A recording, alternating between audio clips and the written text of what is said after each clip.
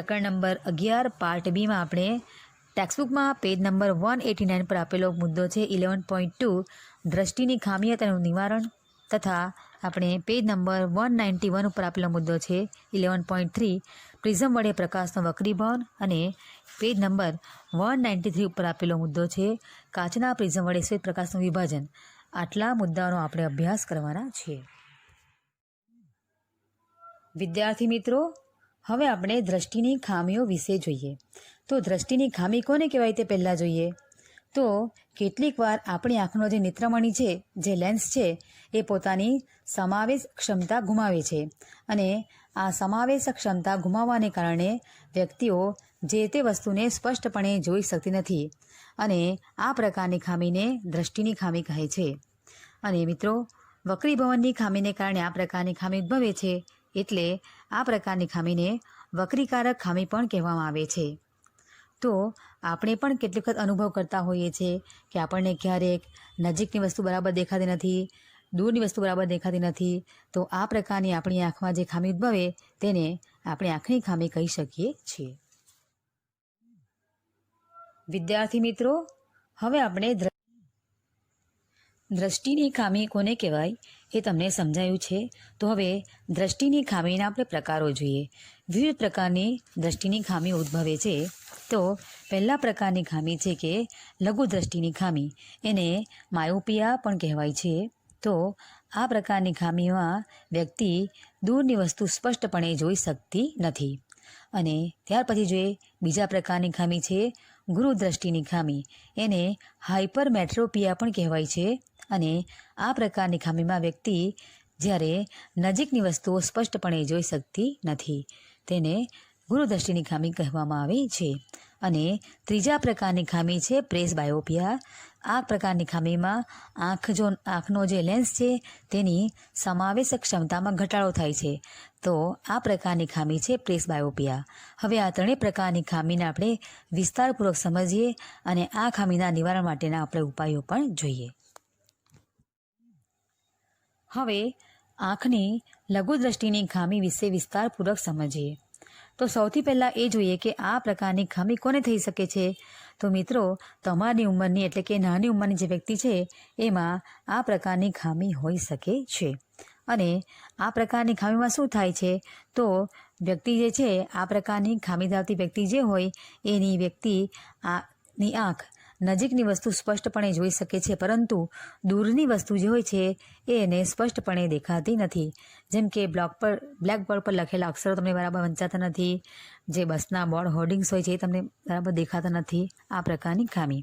અને આ પ્રકારની ખામીમાં શું થાય એ જોઈએ. તો આ ખામીવાળી વ્યક્તિ જે છે એની આંખનું દૂરબિંદુ અનંત અંતરેથી ખસીને આંખની નજીક આવી જતું હોય છે, એટલે આંખથી થોડા મીટર દૂર રાખેલી વસ્તુ જ સ્પષ્ટપણે જોઈ શકાય છે. અને આપણે આકૃતિમાં તમે જુઓ તો આપણી વસ્તુ ક્યારે જોઈ શકીએ, તો વસ્તુનું પ્રતિબિંબ જ્યારે નેત્રપટલ પર રચાય ત્યારે આપણને વસ્તુ સ્પષ્ટપણે દેખાતી હોય છે. હવે લઘુ દ્રષ્ટિની ખામીમાં શું થાય છે કે વસ્તુનું પ્રતિબિંબ નેત્રપટલ પર રચાવાને બદલે નેત્રપટલ કરતાં થોડું આગળ રચાઈ જાય છે. આકૃતિમાં જુઓ, વ્હાઇટ ડોટવાળો ભાગ છે નેત્રપટલ છે, અને બ્લુ પ્રકાશનું કિરણ જેવું બતાવ્યું છે ત્યાં આગળ શું થાય છે, પ્રતિબિંબ રચાઈ જતું હોય છે. એટલે આ પ્રકારની ખામી જેને હોય છે એ વ્યક્તિ દૂરની વસ્તુ સ્પષ્ટપણે જોઈ શકતી નથી. અને આ ખામી નિવારવા માટે શું કરવું જોઈએ એ આપણે યાદ રાખીએ. તો તે પહેલાં જોઈએ કે આ ખામી ઉદ્ભવવાના કારણો કયા કયા છે. તો જે વ્યક્તિમાં આંખના લેન્સની વક્રતા વધારે હોય એ પ્રકારની ખામી હોય તો દૂરની વસ્તુ દેખાતી નથી. આંખનો જે ડોળો હોય છે એ લાંબો થતો હોય છે. તો આ પ્રકારની ખામી ઉદ્ભવે છે. હવે આ પ્રકારની ખામી નિવારવા માટે શું કરવું જોઈએ.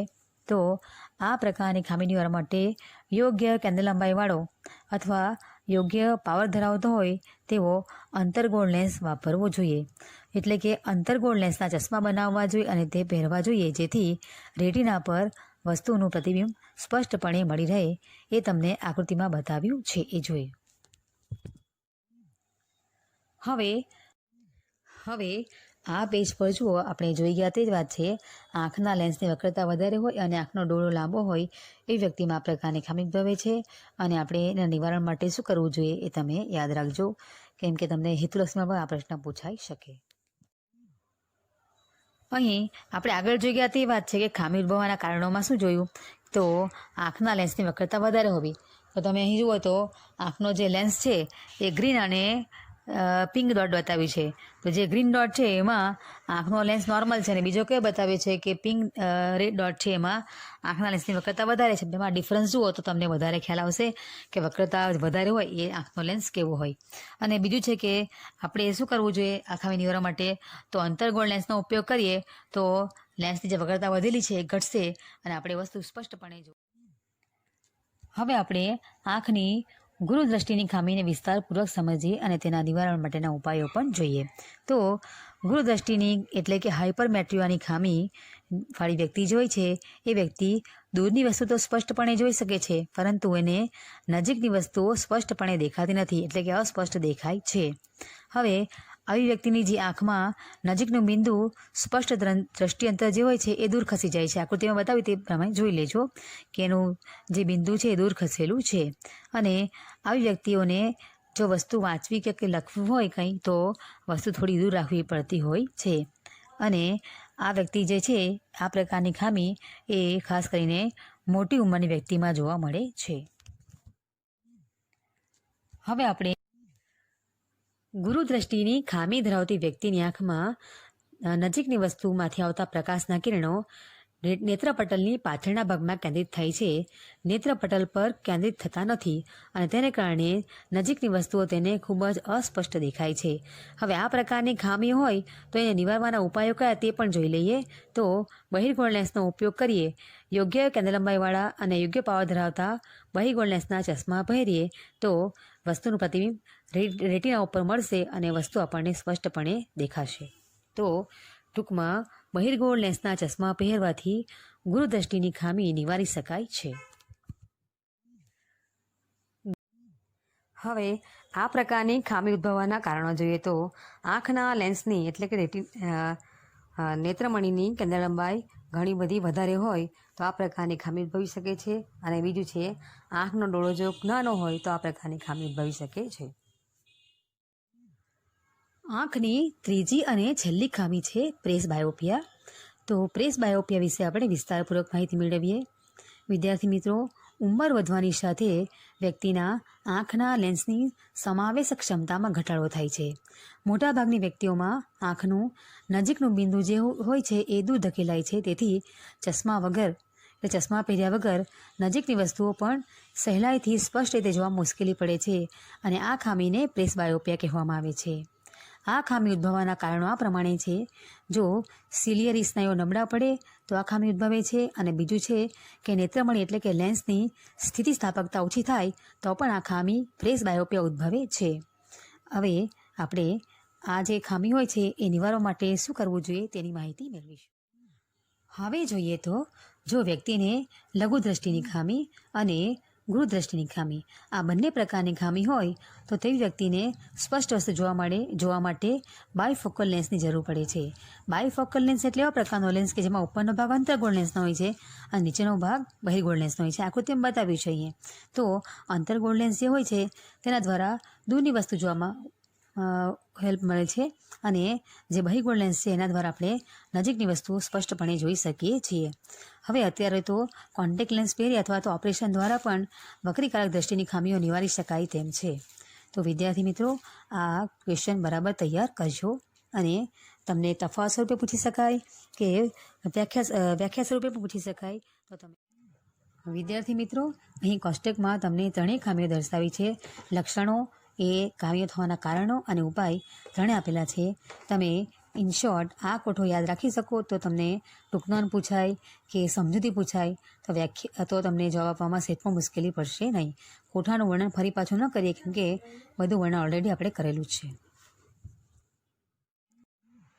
વિદ્યાર્થી મિત્રો, ટેક્સ્ટબુકમાં પેજ નંબર છે 191 અને પોઈન્ટ છે 11.3 પ્રિઝમ વડે પ્રકાશનો વક્રીભવન. તો સૌથી પહેલાં આપણે પ્રિઝમ કાચ જોઈએ કે એક પ્રિઝમ કાચ કેવો હોય છે. પ્રિઝમ એટલે કે જે પારદર્શક પદાર્થ 2 ત્રિકોણાકાર પાયા અને 3 લંબચોરસ પાર્શ્વીય બાજુઓ ધરાવે છે તેની રચના આ પ્રકારની હોય છે. તમે જુઓ તો આમાં તમને 3 લંબચોરસ ભાગ બતાવ્યા છે અને 2 ત્રિકોણાકાર ભાગ બતાવ્યા છે. જો આ ત્રણેય બાજુઓને આપણે એકબીજા સાથે ઢળતી હોય તેમ ગોઠવીએ તો આપણને પ્રિઝમ આકાર મળે છે. પ્રિઝમ કોને કહેવાય તે જોઈએ તો ક્વેશ્ચન પૂછાય કે પ્રિઝમ એટલે શું? તો જે પારદર્શક પદાર્થ 2 ત્રિકોણાકાર પાયા અને 3 લંબચોરસ પાર્શ્વીય બાજુ ધરાવે છે તેને પ્રિઝમ કહેવામાં આવે છે. અહીં તમને આકૃતિમાં પ્રિઝમ કાચ બતાવ્યો છે. હવે તમે જાતે એમાંથી 3 લંબચોરસ બાજુઓ કઈ છે તે અને 2 ત્રિકોણાકાર પાયા કયા છે તે તૈયાર કરજો. અહીં તમે જુઓ તો ત્રિકોણ આકાર પ્રિઝમ છે. એના 2 ત્રિકોણાકાર ભાગ આ પ્રમાણે છે, ABC અને PQR.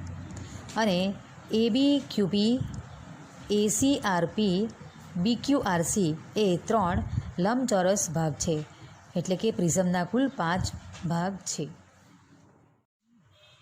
પ્રિઝમ કોણની વ્યાખ્યા જોઈએ તો પ્રિઝમની 2 પાર્શ્વીય બાજુ વચ્ચેના ખૂણાને પ્રિઝમ કોણ કહે છે. અહીં બતાવ્યા મુજબ 2 પાર્શ્વીય બાજુ કઈ તે તમે જુઓ અને તેમની વચ્ચે જે ખૂણો બને છે તેને પ્રિઝમ કોણ કહેવાય છે. અહીં પ્રિઝમ વડે પ્રકાશના વક્રીભવનની ઘટના સમજવાની છે.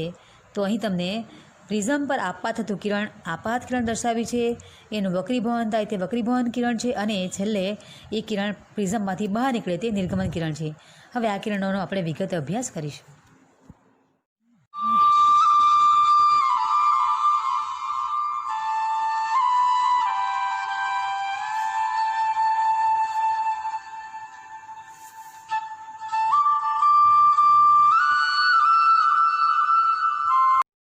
મિત્રો, અહીં આપણે કાચના ત્રિકોણીય પ્રિઝમ વડે પ્રકાશનું વક્રીભવન તપાસવાનો પ્રયોગ કરવાનો છે. એ કાચના લંબઘનના પ્રયોગ જેવો જ છે. સૌપ્રથમ એક ડ્રોઈંગ બોર્ડ લેવાનું છે, એના ઉપર પ્રિઝમ કાચ મૂકવાનું છે અને સફેદ કાગળ ઉપર મૂકેલા જે પ્રિઝમ કાચ છે એની આપણે સપાટી અંકિત કરી લેવાની છે. હવે પ્રિઝમ કાચને એવી રીતે મૂકવાનો છે જેથી એની ત્રિકોણાકાર બાજુઓ જે છે એ પાયો બને અને લંબચોરસ એની બાજુઓ બનશે. તો તમે એને પેન્સિલ વડે અહીં અંકિત કરી દેવામાં આવ્યો છે. તો પ્રિઝમનો જે આકાર છે એ આપણને ડ્રોઈંગ પેપર ઉપર ત્રિકોણ આકાર જેવો દેખાશે. હવે પ્રિઝમ કાચને ઉઠાવી લો. આપણે અહીંયા ત્રિકોણ આકાર જોઈ શકીએ છીએ. આ છે પ્રિઝમ કાચનું બધી બાજુ દર્શાવતો રેખાચિત્ર. હવે પેન્સિલ વડે આપણે પ્રિઝમ પર જે કિરણ આપાત થાય છે તે કિરણ દોરવાનું છે. પરંતુ સૌથી પહેલાં જો પ્રિઝમની કોઈ વક્રીભવનકારક સપાટી સાથે કોઈ ખૂણો બનાવે તેવી રેખા આપણે દોરવાની છે. તો તમે એમને પણ ખૂણો રચી શકો, ત્રાસી રેખા પણ દોરી શકો, પણ તમે આ પ્રમાણે માપીને પણ કોઈ ખૂણો બનાવે તેવી રેખા દોરી શકો. અહીં તમે જુઓ તો 90નો એંગલ બનાવ્યો છે. પહેલાં 90 એંગલ મેઝર કરીને માપ લીધું છે અને 90 અંશ કરતાં ઓછો ખૂણો હોય તે પ્રકારનું માપ લઈને એક રેખા દોરવામાં આવે, એક કિરણ દોરવામાં આવે છે, જે શું દર્શાવશે તો પ્રિઝમની સપાટી પર હવે 90 અંશનો ખૂણો માપીને જે બિંદુ શોધ્યું છે ત્યાં આગળ આપણે એક લંબ દોરી દઈશું અને એમાંથી પસાર થાય તેવું કોઈ કિરણ દોરવાનું છે. અને આ કિરણ દોરાઈ ગયું છે. પ્રિઝમ કાચને ઉઠાવી દીધા પછી સૌપ્રથમ ડ્રોઈંગ પેપર ઉપર પ્રિઝમની બાજુ અંકિત કરી દેવાની અને પ્રિઝમની કોઈ બાજુ સાથે ખૂણો બનાવવા તેમ કોઈ રેખા દોરવાની છે. આપણે કિરણ કઈ દોરવાનું છે અહીં આગળ. ત્યાર પછી દોરેલા કિરણો ઉપર 2 ટાંકણીઓ લેવાની અને ઊભી આ પ્રમાણે ઊભી ખોસવાની છે. અને આ 2 ટાંકણીઓ ઊભી ખોસાઈ ગયા પછી ફરી પાછો પ્રિઝમ કાચ જે દોર્યો છે તેની ઉપર ત્યાં મૂકવાનો છે પ્રિઝમ કાચ અને પ્રિઝમની બીજી બાજુથી જોઈને બીજી 2 ટાંકણીઓ આપણે નામ આપવાનું જેનું R અને S એવી રીતે ઊભી ખોસવાની છે જેથી આપણને બધી ટાંકણીઓ એક સીધી રેખામાં દેખાશે. તો તમે જુઓ તો અહીં દર્શાવવા પ્રમાણે પ્રિઝમની બીજી બાજુ છે એ બાજુ 2 ટાંકણી ખોસવાની છે અને આ ચારેય ટાંકણીઓ આપણે એક સીધી રેખામાં દેખાય તે જોવાની છે. અહીં દર્શાવ્યા પ્રમાણે પ્રયોગ થશે. હવે અહીં જુઓ તો ટાંકણીઓ જે છે એ સીધી રેખામાં દેખાય છે એ તમે જુઓ. તો ગ્રીન કલરની અને યલો કલરની જે 2 ટાંકણી પિન તમે જે કહો તે એ આપણને સીધી રેખામાં દેખાશે. પ્રિઝમ કાચમાંથી તમે જુઓ તો ટાંકણીઓ આપણને સીધી રેખામાં દેખાય છે. હવે આ ટાંકણીઓને આપણે ઉઠાવી લેવાની છે અને તેના સ્થાન પેન્સિલ વડે આપણે અંકિત કરી લેવાના છે અને એમાંથી પસાર થાય તેવી એક રેખા દોરવાની છે. જુઓ બરાબર તમે જુઓ કે અહીં આપણને બધી ટાંકણીઓ એક્ઝેક્ટ એક જ રેખામાં દેખાય છે.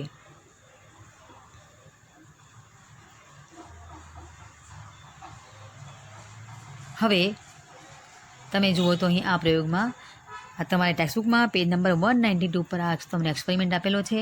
એમાં આકૃતિ 11.4 છે. એમાં તમને બધા જ કિરણો અને ખૂણાઓ દર્શાવ્યા છે. એ જ નામ અહીં પણ આપવાના છે, એટલે તમે બરાબર સમજ પડશે તમને. ટાંકણી ઉઠાવી લીધી છે અને પ્રિઝમ કાચ પણ ઉઠાવી લીધો છે. હવે પેલા બિંદુના સ્થાન અંકિત કરેલા છે, એમને જોડીને ત્રિકોણની બાજુ ઉપર એક કિરણ દોરવાનું છે. અને આ જે કિરણ છે એ નામ કયું અપાશે તમને આકૃતિમાં જુઓ ત્યારે ખ્યાલ આવશે. અત્યારે હું નામ તમને નથી કહેતી, કેમ કે આકૃતિ સંપૂર્ણ દોર્યા વગર તમને ખ્યાલ આવશે નહીં. આ બે કિરણો દોરાઈ ગયા છે. તો બંને કિરણોને જોડતો વચ્ચેનો ભાગમાં પણ આપણે કોઈ રેખાખંડ દોરવાનો છે. હવે આકૃતિમાં તમારે બધા કિરણો અને રેખાખંડો દોરાયા છે, એના નામ આપવાના છે. એ પહેલાં આપણે લંબ દોરવાના છે. લંબ કેમ દોરાય તે હવે આપણે જે પ્રયોગ જોયો, કયો પ્રયોગ? તો કાચના ત્રિકોણીય પ્રિઝમ વડે પ્રકાશનું વક્રીભવન થાય એ ઘટના દર્શાવતો પ્રયોગ જોયો. હવે એ ઘટના આપણે જોઈ છે. હવે આપણને જે બધા ટાંકણી ઉઠાવી દીધી છે, એના સ્થાન અંકિત કરી આકૃતિ દોરી છે. આકૃતિ આપણને આ પ્રકારની મળશે. આકૃતિમાં તમે જુઓ તો ABC જે છે એ ત્રિકોણની બાજુઓને અંકિત કરેલી છે, એ ત્રિકોણ મળે છે. અને સૌથી પહેલાં તમે જુઓ તો જે મળે છે આપણને PE એ આપાત કિરણ કહેવાય છે. અને આગળ જુઓ તો EF છે એ વક્રીભૂત કિરણ કહેવાય છે. અને FS જે મળે છે એ કયું છે? નિર્ગમન કિરણ છે. એટલે કે ત્રિકોણમાં દાખલ થતો પ્રકાશ એ PE માર્ગે દાખલ થાય છે, અને EF માર્ગ છે બતાવ્યો છે તો આગળ તેનું વક્રીભવન થાય છે, અને FC માર્ગે પાછો નિર્ગમન દ્વારા બહાર નીકળે છે. આ થશે આપણા આપાત કિરણ, વક્રીભૂત કિરણ અને નિર્ગમન કિરણ. હવે આપણે આપાત કોણ જોઈએ તો આપાત કોણ જે છે I વડે દર્શાવ્યો છે. એને ઇન્સિડન્સ એંગલ કહેવાય છે. તો જે પ્રિઝમના પાયા ઉપર દોરેલો જે લંબ છે તે અને આપાત કિરણ છે એ બે વચ્ચેનો ખૂણો કહેવાશે આપાત કોણ કહેવાય છે. ત્યાર પછી આપણે જોઈએ આગળ તો જે સપાટીમાં તમે જુઓ તો AB અને AC સપાટીની વચ્ચે એક લંબ રેખાખંડ દોરેલો છે, મધ્યબિંદુને જોડતો EF છે. તો જે વક્રીભૂત કિરણ છે તે અને સપાટી પર દોરેલો લંબ છે તે એ બે વચ્ચેનો જે ખૂણો છે તેને આપણે રિફ્રેક્શન એંગલ કહીશું, અને એને કહેવાય છે વક્રીભવન કોણ. ત્યાર પછી આપણે સપાટી AC પર જોઈએ તો તમને ખૂણો E દર્શાવેલો છે, નિર્ગમન કોણ છે. સપાટી પર દોરેલો લંબ અને નિર્ગમન કિરણ વચ્ચેનો જે ખૂણો છે એ ઇમર્જન્સ એંગલ કહેવાય છે, અને આપણે નિર્ગમન કોણ કહીશું. ત્યાર પછી આપણે છેલ્લો જોઈએ તો જે છે વિચલન કોણ. તો વિચલન કોણ કોને કહેવાય? તો પ્રિઝમના વિલક્ષણ આકારને કારણે નિર્ગમન કિરણ આપાત કિરણની દિશા એકસાથે ખૂણો બનાવે છે, અને આપણે આ ખૂણાને આપણે વિચલન કોણ કહીશું. આપણે અહીંયા જોઈએ તો જે D વડે દર્શાવ્યું છે બિંદુ એ D છે કહેવાય છે, અને એંગલ ઓફ ડેવિએશન કહેવાશે. હવે તમે આકૃતિ બરાબર તૈયાર કરજો. તમને હેતુલક્ષીમાં આકૃતિ પૂછીને તેના કિરણો દર્શાવવાનો સવાલ પૂછી શકાય. હવે આપણે જે પ્રયોગ જોયો, કયો?